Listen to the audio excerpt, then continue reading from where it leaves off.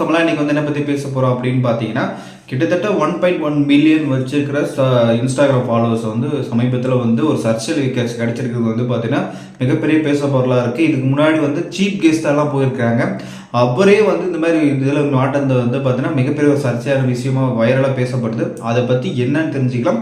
GMS Tamil வந்து first time பார்க்கணும் மறக்காம வந்து சப்ஸ்கிரைப் பண்ணிடுங்க. வீடியோ வந்து ஸ்கிப் பண்ணால் பாருங்கள். அப்பதான் சொல்லக்கூடிய தகவல் முழுமை வந்து சேரும். வாங்க வீடியோக்குள்ளே போகலாம்.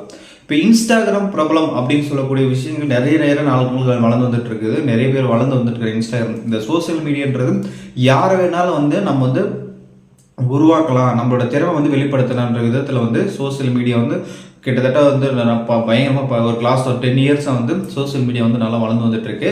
அதில் வந்து பார்த்தீங்கன்னா அந்த டிக்டாக்ன்ற ஒரு விஷயம் வந்து உங்களுக்கு எல்லாம் தெரிஞ்சிருக்கும். அது வந்து வாயாசி இந்த டிக்டாக்ல வந்து டான்ஸ் போடுறது, இல்லை பாட்டு பாடுறது, மெமிக்ரி பண்ணுறது, ஏதோ ஒரு காமெடி பண்ணுறது விஷயத்தில் வந்து அந்த யாரோ ஒருத்தரும் வேற பேச